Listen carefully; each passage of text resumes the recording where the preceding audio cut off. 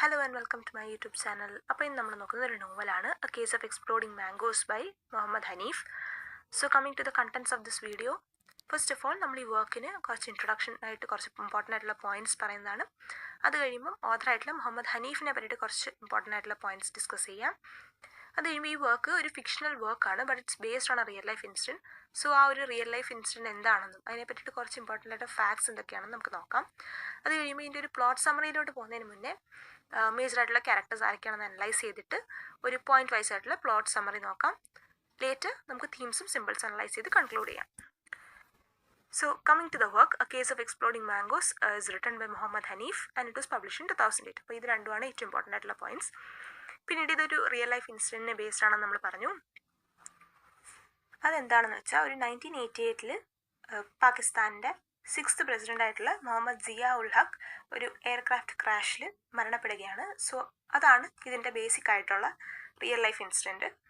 ആ ഒരു ഇൻസിഡൻറ്റിനെ ബേസ് ചെയ്തിട്ട് എഴുതിയിരിക്കുന്ന ഒരു ഫിക്ഷണൽ ആയിട്ടുള്ള വർക്കാണ് ഈ നോവല്. ഈ ബുക്ക് ഒരുപാട് അവാർഡ്സും റിസീവ് ആയിട്ടുണ്ട്. The first one is the best first book prize from Commonwealth Foundation. It has also won the Shakti Bhatt first book prize. അങ്ങനെ കുറച്ച് അവാർഡ്സ് ഒക്കെ ലഭിച്ചിട്ടുണ്ട്.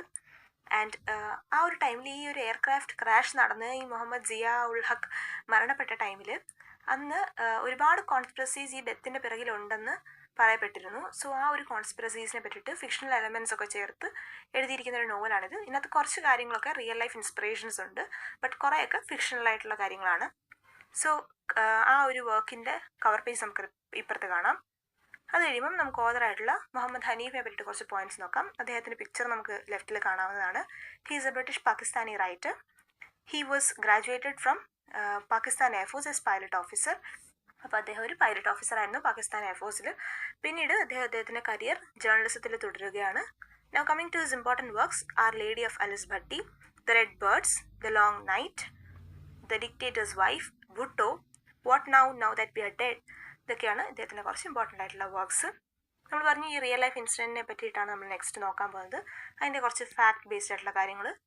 സോ ഈ ഒരു ഫിക്ഷണൽ ആയിട്ടുള്ള സ്റ്റോറി ബേസ് ചെയ്തിരിക്കുന്ന ഈ ഒരു റിയൽ ലൈഫ് ഇൻസിഡൻറ്റ് ആയിട്ടുള്ള മുഹമ്മദ് സിയയുടെ ഡെത്തിനെ പറ്റിയിട്ടാണ്. It took place on August 17, 1988. ആ ഒരു ദിവസം മുഹമ്മദ് സിയ ധാമേവാലി ടെസ്റ്റ് റേഞ്ചിലുള്ള US ആർമിയുടെ M1 അബ്രഹാംസിൻ്റെ ബേസിൽ ഒരു ലൈവായിട്ടുള്ള ഫയർ ഡെമോൺസ്ട്രേഷൻ നടക്കുകയായിരുന്നു. അപ്പോൾ അത് വിറ്റ്നസ് ചെയ്തതിന് ശേഷം പ്രസിഡന്റ് സിയയും അദ്ദേഹത്തിൻ്റെ ഡെലിഗേറ്റ്സ് ഒരുപാട് സീനിയർ ഓഫീസേഴ്സും ആൻഡ് US സ്റ്റേറ്റ് അംബാസിഡർ ആയിട്ടുള്ള അർണോൾഡ് റഫേലൊക്കെ ഉണ്ടായിരുന്നു എന്ന് പറയപ്പെടുന്നു. അപ്പോൾ ഇവരെല്ലാവരും കൂടെ C-130 എന്നറിയപ്പെടുന്ന പാക് 1 എന്നറിയപ്പെടുന്ന C-130 പ്ലെയിനിൽ ബോർഡ് ചെയ്യുകയാണ്. And they were a total of 30 people, 17 passengers and 13 crew members, and they boarded the plane. And after some time the plane plunged from the sky and struck the ground with such force that it was blown into pieces. അപ്പം ആ ഒരു ആക്സിഡൻറ്റോട് കൂടി ഇവരെല്ലാവരും തന്നെ മരണപ്പെടുകയാണ്, including the president. And അതാണ് ഈ ഒരു real life incident. Now coming to ആ ക്യാരക്ടേഴ്സ്. ഈ ക്യാരക്ടേഴ്സിൽ കുറച്ച് റിയൽ ലൈഫ് ഇൻസ്പിറേഷൻസ് ഉണ്ട്, ലൈക്ക് മുഹമ്മദ് സിയ ഉൽ ഹക്ക്, അതേപോലെ തന്നെ അർണോൾഡ് റഫേൽ, പിന്നെ അക്തർ അബ്ദുൾ റഹ്മാൻ. ഇനി നമുക്ക് അല്ലാത്ത ക്യാരക്ടേഴ്സും ഉണ്ട്, ഫിക്ഷണൽ ആയിട്ടുള്ള ക്യാരക്ടേഴ്സ് ലൈക്ക് അലി ഷിഗ്രി, പിന്നെ കേണൽ കേഡറ്റ് ബേബി ഒബെയ്ഡ്. അപ്പം ഇതൊക്കെ നമുക്ക് ഫിക്ഷണൽ ക്യാരക്ടേഴ്സ് ആണെന്ന് പറയുന്നെങ്കിൽ ഇതിനൊക്കെ തന്നെ ഇൻസ്പിറേഷൻസ് കാണാൻ ചാൻസ് ഉണ്ട്. കുറച്ചൊക്കെ ചേഞ്ചസോട് കൂടി തന്നെ നമ്മുടെ റൈറ്റർ ഒരുപാട് റിയൽ ലൈഫ് ഇൻസ്പിറേഷൻസിന് എഴുതിയതായിട്ടാണ് നമ്മൾ അറിയുന്നത്. So coming to the characters, നമുക്ക് ക്യാരക്ടേഴ്സ് ആരൊക്കെയാണെന്ന് നോക്കാം. നമ്മുടെ നറേറ്ററും പ്രോട്ടഗണിസ്റ്റും ആയിട്ടുള്ള അലി ഷിഗ്രിയാണ് മെയിൻ ക്യാരക്ടർ.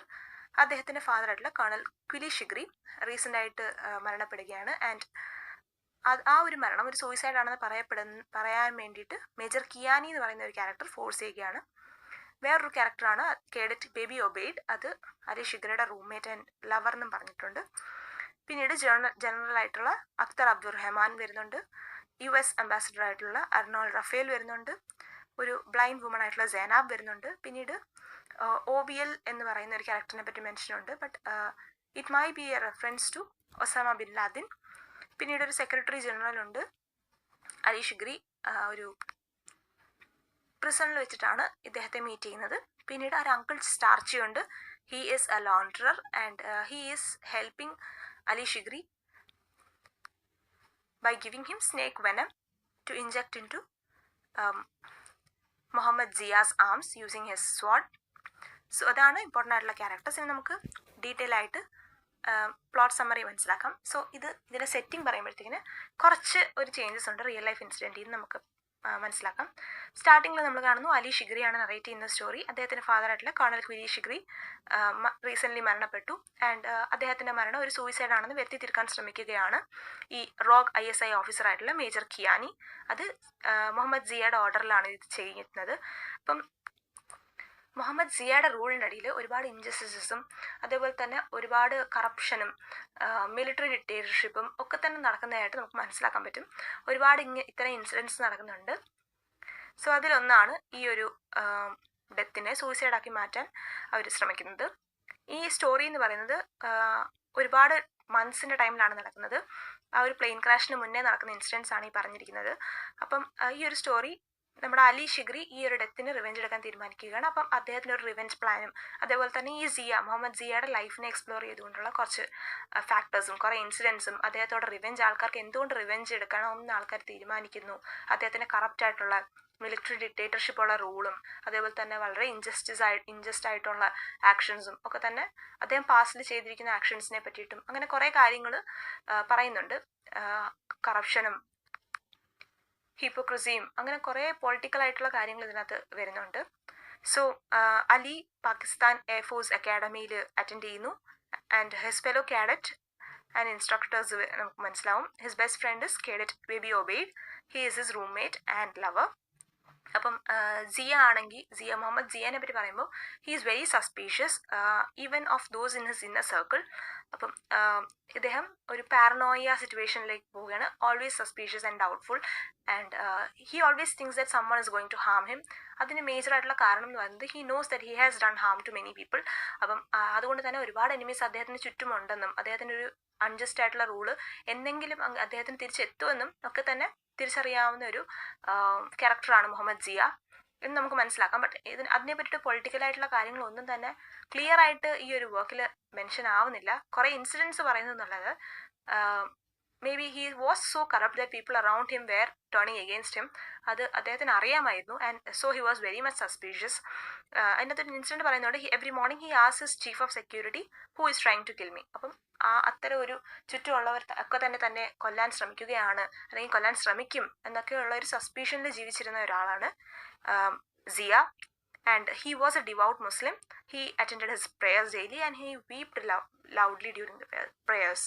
അപ്പം അതും ഒരു ഇൻസിഡൻ്റ് ആണ്. May be he was so guilty in his mind that he was praying out to lord. അപ്പം അതൊക്കെ തന്നെ നമ്മുടെ ഈ ഒരു നോവലിൽ മെൻഷൻഡ് ആണ്. അത് കഴിയുമ്പോഴത്തേക്കിന് വേറൊരു ഇൻസിഡൻറ്റ്, ഒരു പാസ്റ്റ് ഇൻസിഡൻറ്റ് പറയുന്നുണ്ട്. ജനറൽ സിയ ഒരു സൈനാബ് എന്ന് പറയുന്ന ഒരു ബ്ലൈൻഡ് ആയിട്ടുള്ള വിമനെ ഡെത്തിലോട്ട് സെൻറ്റൻസ് ചെയ്യുകയാണ് ബൈ സ്റ്റോണിങ്. അപ്പം സ്റ്റോണൊക്കെ എറിഞ്ഞ് അങ്ങനെ ഡെത്ത് സെൻറ്റൻസ് ചെയ്യുകയാണ്. ബിക്കോസ് അവരൊരു ഗാങ് റേപ്പിൻ്റെ വിക്റ്റിം ആയിരുന്നു. അപ്പം ഇവർ ബ്ലൈൻഡ് ആയിരുന്നു. ബട്ട് അതുകൊണ്ട് ബ്ലൈൻഡ് ആയിരുന്നത് കൊണ്ട് തന്നെ ഇവർക്ക് ഇവരുടെ അറ്റാക്കേഴ്സിനെ ഐഡൻറ്റിഫൈ ചെയ്യാൻ പറ്റിയില്ല. അതുകൊണ്ട് മുഹമ്മദ് സിയയുടെ കോർട്ട് തീരുമാനിച്ച എന്താണ്, ഇവർക്ക് ഇവരുടെ അറ്റാക്കേഴ്സിനെ ഐഡൻറ്റിഫൈ ചെയ്യാൻ പറ്റുന്നില്ല. അതിനർത്ഥം ഇവരും മിസ്റ്റേക്ക് ചെയ്തിട്ടുണ്ട്. അതുകൊണ്ട് തന്നെ ഇവർ അഡൾട്ടറി ചെയ്തിട്ടുള്ള ഒരു സ്ത്രീയാണ്. So she should be sentence to death by stoning എന്നാണ് പറയപ്പെടുന്നത്. അപ്പം ആ ഒരു ഇൻസിഡൻറ്റ് നടക്കുന്നതോടുകൂടി ഈ സൈനാബ് ഇദ്ദേഹത്തെ കേഴ്സ് ചെയ്യുകയാണ്. അപ്പോൾ ആ ഒരു കേഴ്സ് ഒരു ക്രോ വന്ന് പിക്ക് ചെയ്തെടുത്തുകൊണ്ട് പോവുകയായിട്ടൊക്കെ പറയുന്നുണ്ട്. ഇനി വേറൊരു ഇൻസിഡൻറ്റ് പറയുന്നത് അർണോൾഡ് റഫേൽ എന്ന് പറയുന്ന ആളുണ്ട്, നമ്മുടെ US ambassador. And he is holding A July party in Islamabad. അപ്പോൾ അവിടെ ഒരു യങ് ആൻഡ് ബിയർഡ് ആയിട്ടുള്ള സൗദി ആയിട്ടുള്ള ഒരാൾ വരുന്നുണ്ട്. ഹീസ് OBL എന്നാണ് അദ്ദേഹത്തെ പറ്റി പറഞ്ഞിരിക്കുന്നത്. ആൻഡ് ഈ ഒരു OBL എന്ന് പറയുന്ന ആൾ ലേഡൻ ആൻഡ് കോ കൺസ്ട്രക്ഷൻസിന് വേണ്ടി വർക്ക് ചെയ്യുന്ന ഒരാളാണ്. It can be a hint to Osama bin Laden. അപ്പോൾ അത് ഒസാമ ബിൻ ലാദൻ ആവാൻ ചാൻസ് ഉണ്ട് നമുക്ക് മനസ്സിലാക്കാം. ഇനി അലിയുടെ റിവെഞ്ച് പ്ലാൻസ്, ഒരുപാട് പ്ലാൻസ് അലി ശ്രമിക്കുന്നുണ്ട്. അപ്പോൾ അതിനകത്ത് ഫസ്റ്റ് ആയിരുന്നു സിയയുടെ ഐസിൽ സ്റ്റാബ് ചെയ്യാൻ അദ്ദേഹത്തിൻ്റെ ഓഫീസേഴ്സ് സോഡ് വെച്ചിട്ട് സിയയുടെ ഐസിൽ സ്റ്റാബ് ചെയ്യാൻ വേണ്ടിയിട്ട് അലി പ്ലാൻ ചെയ്യുകയാണ്. ആൻഡ് ഈ പ്രാക്ടീസസ് ഡെയിലി. അപ്പോൾ ഡെയിലി അത് പ്രാക്ടീസ് ചെയ്യുകയും ചെയ്യുന്നുണ്ട്. ബട്ട് ലേറ്റർ അലിയുടെ റൂംമേറ്റും ബെസ്റ്റ് ഫ്രണ്ടും ഒക്കെ ആയിട്ടുള്ള ബേബി ഒബെയ്ഡ് വേറൊരു പ്ലാൻ പറയുകയാണ്. ഒരു പ്ലെയിൻ സിയയുടെ മേളിൽ കൊണ്ടുവന്ന് ക്രാഷ് ചെയ്യിപ്പിക്കാം, ലൈക്ക് കാമിക്കാസെ സ്റ്റൈലിൽ കൊണ്ടുവന്ന് ക്രാഷ് ചെയ്യിപ്പിച്ചിട്ട് അങ്ങനെ സിയയെ കൊല്ലപ്പെടുത്താം എന്നുള്ള രീതിയിൽ പറയുകയാണ്. ബട്ട് ആ ഒരു പ്ലാനും ഫെയിൽ ആയി പോവുകയാണ് because they get arrested and Ali lands in prison. അപ്പോൾ ആ ഒരു ഇൻസിഡൻറ്റോടുകൂടി അലി പ്രിസണിലാവുകയാണ്. അപ്പം പ്രിസണിൽ വെച്ചിട്ടാണ് അലി ഒരുപാട് ആൾക്കാരുടെ സ്ക്രീംസ് ഒക്കെ കേൾക്കുന്ന ടോർച്ചേഴ്സിൻ്റെ. അപ്പം അലിക്ക് ഈ ഒരു അത്രത്തോളം ബ്രൂട്ടാലിറ്റി അവിടെ നടക്കുന്നുണ്ടെന്നൊക്കെ മനസ്സിലാവുന്നു. ആ ഒരു ടൈമിലാണ് അലി ഒരു സെക്രട്ടറി ജനറലിനെ ആയിട്ട് കോൺടാക്റ്റിൽ വരുന്നത് through a hole in the wall. ഒരു വാളിലൊരു ഹോൾ ഉണ്ടായിരുന്നു, അത് വെച്ചിട്ടാണ് ഒരു സെക്രട്ടറി ജനറലുമായിട്ട് കോൺടാക്റ്റിൽ വരുന്നത്. ആ സെക്രട്ടറി ജനറൽ പറയുന്നുണ്ട് അദ്ദേഹം 9 ഇയേഴ്സ് ആയിട്ട് ഒരു സോൾട്ടറി ആയിട്ടുള്ള കൺഫൈൻമെൻറ്റിലാണ് എന്ന് പറയുന്നുണ്ട്. മേ ബി ഈ സിയയുടെ എന്തെങ്കിലും ഒപ്പോസ് ചെയ്തതിനോ അല്ലെങ്കിൽ സിയയുടെ റൂളിന് അഗെയിൻസ്റ്റ് എന്തെങ്കിലും പറഞ്ഞതിനോ ഒക്കെ തന്നെ ആവാൻ ചാൻസ് ഉണ്ട്. നൗ ഈ അലി ഇവൻച്വലി ലേൺ ചെയ്യുകയാണ്. അദ്ദേഹത്തിൻ്റെ ഫാദർ ആയിട്ടുള്ള ക്വിലി ഷിഗ്രി തന്നെയാണ് ഈ ഒരു ലാഹോർ ഫോർട്ട് ആയിരുന്ന ഈ ഒരു സ്ഥലം ഒരു ടോർച്ചർ സെൻറ്ററിലോട്ട് മാറ്റാൻ വേണ്ടിയിട്ട് ഉള്ള എഫേർട്സ് ഒക്കെ എടുത്ത് അദ്ദേഹമാണ് ഇതിന് മെയിനായിട്ടുള്ള കാരണം എന്ന് അലി തിരിച്ചറിയുകയാണ്. ആൻഡ് പിന്നെ നമ്മൾ കാണുന്നത് മേജർ കിയാനി വരുന്നുണ്ട്. മേജർ കിയാനി അലിനെ ടോർച്ചർ ചെയ്യാൻ പോകുമ്പോഴത്തേക്കിന് പെട്ടെന്നൊരു ISI കമാൻഡിൽ ഒരു ചേഞ്ച് വന്നിട്ട് അലി റിലീസ് ആവുകയാണ്. ആൻഡ് അദ്ദേഹം റിലീസ് ആകുമ്പോഴത്തേന് അദ്ദേഹം ചെല്ലുന്നത് പാകിസ്ഥാനി എയർഫോഴ്സിൽ ചെല്ലുമ്പോഴത്തേക്കിന് അവിടെ അദ്ദേഹത്തിന് ഒരു സ്ക്വാഡിൻ്റെ ഭാഗമായിട്ട് ചൂസ് ചെയ്തിരിക്കുകയാണ് ഒരു സൈലൻ്റ് ആയിട്ടുള്ള ഡ്രിൽ സല്യൂട്ട് നടത്താൻ വേണ്ടി മുഹമ്മദ് ജിയ വരുമ്പം. ആൻഡ് മുഹമ്മദ് ജിയ വരുമ്പോഴത്തേക്കിന് ഈ ഒരു അങ്കിൾ സ്റ്റാർച്ചി എന്ന് പറയുന്ന ഒരാൾ ലോണ്ടറാണ് പാകിസ്ഥാൻ എയർഫോഴ്സ് അക്കാഡമിയിൽ. അപ്പോൾ അദ്ദേഹത്തിൻ്റെ കയ്യിൽ നിന്ന് അലിക്കൊരു സ്നേക്ക് വെനം കിട്ടുകയാണ്. അപ്പോൾ ആ ഒരു സ്നേക്ക് വെനം അലിയുടെ സ്വാഡിൽ ഇഞ്ചെക്ട് ചെയ്തിട്ട് സിയയുടെ ഹാൻഡിൽ സിയ അറിയാതെ ഒരു കട്ട് കൊടുക്കാനാണ് ഇവർ തീരുമാനിക്കുന്നത്. ബട്ട് ആക്ച്വലി അവർ സിയ അതൊരു സ്റ്റാബ് ആണ് ശ്രമിക്കുന്നത്. ബട്ട് ഇത്രയും ഒരു തിരക്കും ആ ഒരു സാഹചര്യം വെച്ചിട്ട് സിയയ്ക്ക് ഒരു കട്ട് കൊടുക്കാൻ മാത്രമേ അലിക്ക് സാധിക്കുന്നുള്ളൂ. പിന്നീട് ആ ഒരു കാരണത്താലാണോ സിയ മരിക്കുന്നത് എന്നൊന്നും പറയുന്നില്ല.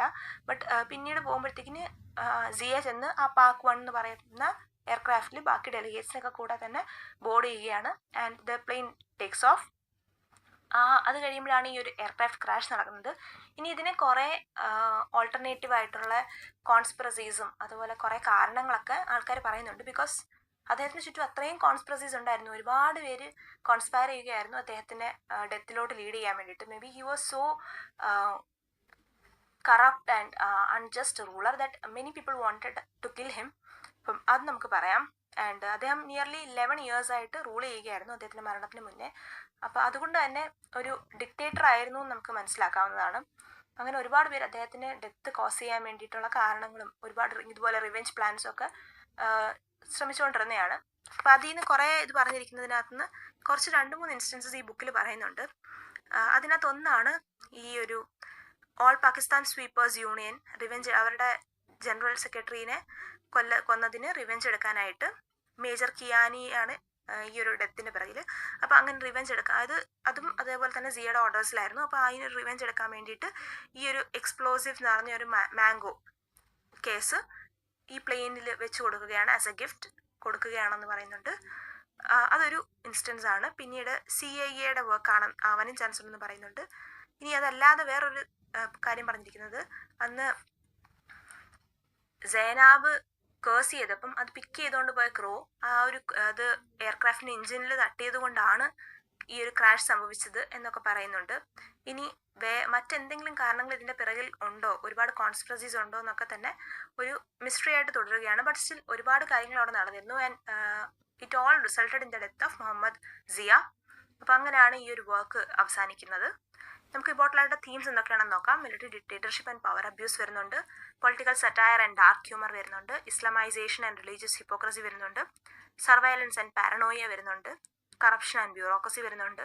ഈവൻ അമേരിക്കൻ ഇമ്പീരിയലിസം അതേപോലെ തന്നെ ഫോറിൻ ഇൻഫ്ലുവൻസ് ഒക്കെ വരുന്നുണ്ട്. പിന്നെ ഇൻഡിവിജ്വൽ വേഴ്സസ് സ്റ്റേറ്റ് വരുന്നുണ്ട്.